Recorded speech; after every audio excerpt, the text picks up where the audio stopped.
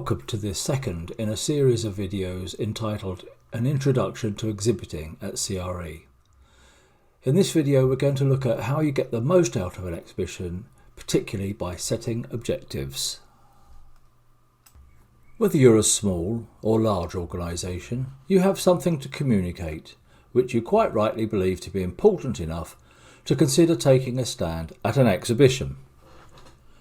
Exhibiting is a financial investment on which you'll want to see a return.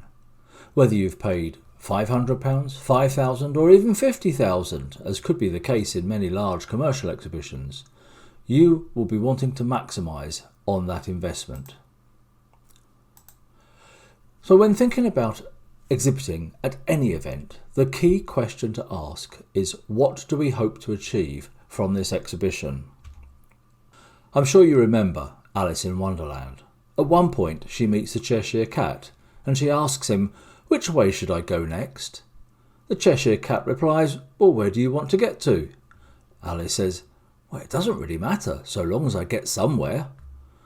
To which the Cheshire Cat replies, "Well, then it doesn't really matter which way you go." The point being that if you don't know where you're heading with an exhibition, you won't know if you've arrived.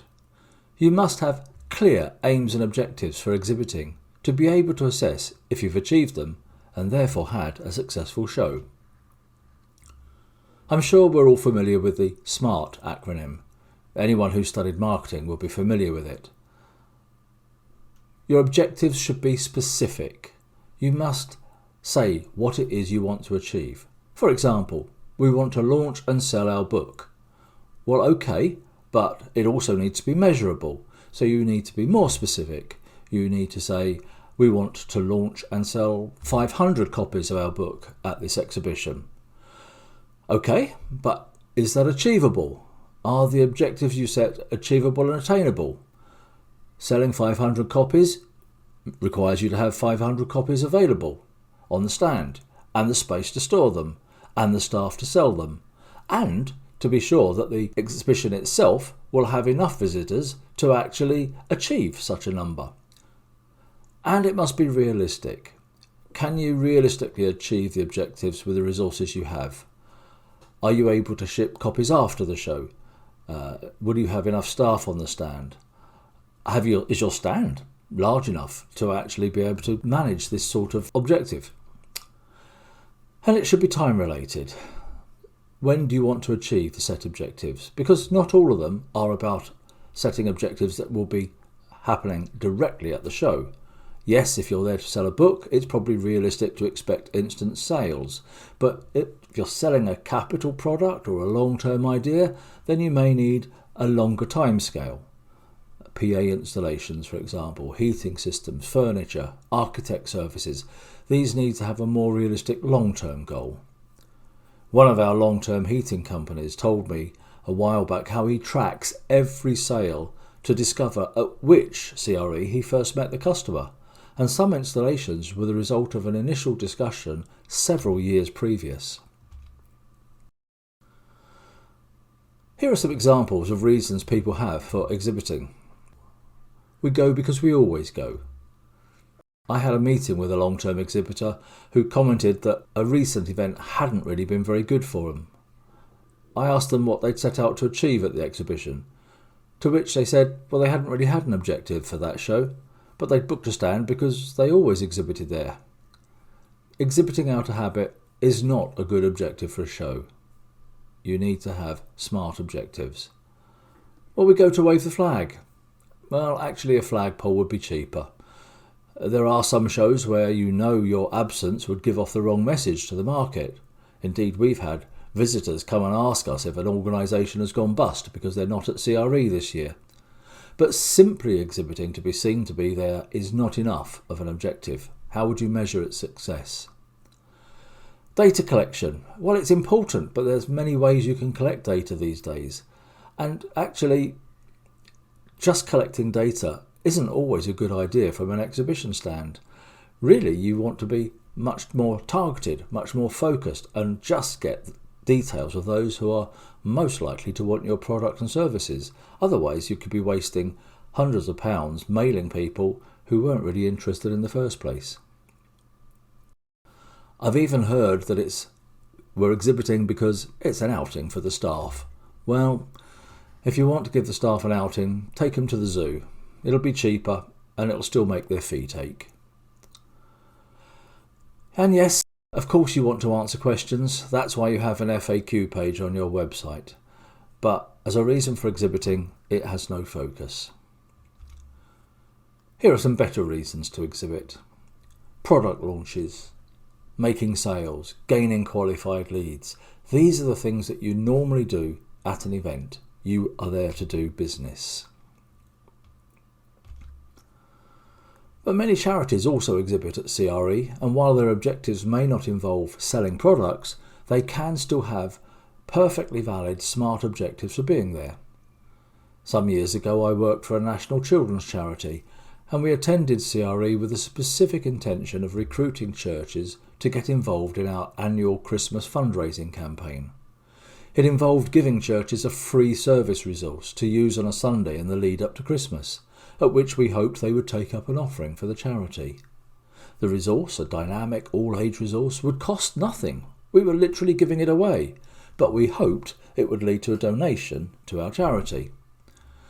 Well, you might say anyone can give something away, but actually we need still to be very smart in our objectives. So we set a target for how many churches we wanted to recruit from the event and the level of funds that we hoped to raise as a result of that. And our stand was entirely designed to promote the campaign resource rather than the charity in general, and the staff were briefed accordingly. And it turned out to be a successful event for us. But let's assume you're looking to grow your business by being at an exhibition, because that is probably the most common reason for being there. So how many qualified marketing leads, QMLs, will you need to demonstrate that an exhibition has been worthwhile for you? Well, here's a formula that might work for you. The number of qualified marketing leads required equals the cost of the exhibition multiplied by your required return on investment, ROI, divided by the average close ratio multiplied by the average new deal value. Now, if all that sounds like a lot of jargon, let's give you an example of how that could work. So if, for example, the cost of the exhibition was £10,000 and your return on investment required was 200%, your average close ratio was 50%, your average deal value was £1,000, then using that formula, you would require 40 qualified marketing leads to be able to say that the exhibition washed its face.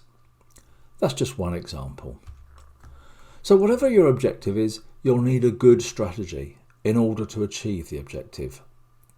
So if, for example, your objective is to acquire 40 qualified leads, then how are you going to acquire them? What equipment, what training, what staff will you require? How are you going to attract enough people onto your stand to ensure that you will find 40 qualified marketing leads? Or if your objective is to obtain £20,000 of revenue from the stand, then you need to have a strategy in place to make it happen. What staffing do you need? What literature must be produced? How much stock will you need to take? How will it be displayed? What message needs to be prominent on the stand? What exhibition techniques will you employ? We'll be looking at this in a subsequent video. It's important to think through the strategies well in advance, as some of them may impact on the shape and the size of the stand that you need, and it will almost certainly dictate the stand design. And it's crucial that everybody involved, everyone working on the stand, knows why they are there. What are the objectives? What are the strategies they're working to achieve the objectives? We will cover this a little bit more in a subsequent video when we look at staffing. So having set objectives, having planned strategies, you implement them at the exhibition, and then you need to follow up on any leads and evaluate the results. A wholesale company wanted to demonstrate that it had the most efficient delivery service available. They took orders on the stand and dispatched the orders via computer links that very same day. They took 700 orders and over 90% were delivered within 12 hours, over 50% before the customer had even returned home from the exhibition. So fast follow-up is always best. Strike while the iron's hot. Personalise the follow-up. You should have required the visitor's name and address because you've met them at the exhibition. Use it. Don't send out impersonal mail shots and lose the advantage you gained by being at the exhibition. And if you're relying on others to do the follow-up, for example, a sales force, well, just don't assume they'll do it. Salesmen are notorious for ignoring leads they don't like the look of. Make sure that they feed back to you within a certain time. Research conducted by USA journal Expo revealed that 78% of exhibitors don't follow up their leads adequately. And you need to know whether the exhibition has worked for you and was cost effective. If you've set SMART objectives, then the criteria for evaluating success is already determined by those objectives. Of course, not all exhibitors can measure success by money taken on the stand. As I mentioned earlier, if you're selling capital goods such as heating systems, then you may not see the results of the show for several years. Or if you're a charity raising funds, it could take several months to filter through. But you need to be able to justify your presence and make sure that you exhibit again. Research conducted by the AEO, that's the Association of Event Organisers, revealed that 29% of exhibitors had no process in place to measure their return on investment. Another 19% said they did not exhibit to make sales, but they still needed to evaluate the success of the event to them. Years ago, one exhibitor's board were questioning whether Christian Resources exhibition had been a good use of funds, quite rightly. They asked the marketing manager to justify the cost of the show. Well, he was able to prove that visitors to the stand who were already supporters of their organisation, they'd come to the stand at CRE and subsequently had ordered 3 times as much in the year following the exhibition to the year before the exhibition. So he always sent out complimentary tickets to all of their customers because he reasoned that if he could encourage his best customers to come to CRE, they'd end up being even better customers in the year following. Well, thank you for watching this video. There are several other videos in the series about preparing for exhibitions and getting the most out of exhibitions. But for now, I'll leave you with our Nothing Beats video.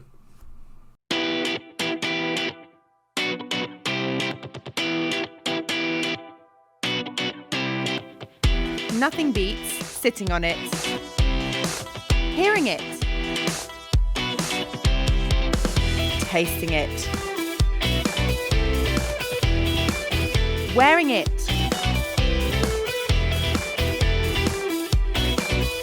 handling it, trying it, comparing it. The copier produces 1,000 copies for £4. The Riso digital printer produces 1,000 copies for £1.20 at 140 pages per minute. Discussing it. The interesting thing about this centre is it's a very difficult breed on a very small site. Buying it. Recommending it. I definitely recommend it. It's always good to have resources, and yeah, this is very resourceful, so it's a great place to be. Nothing beats being here. Buy your tickets online now. creonline.co.uk/tickets.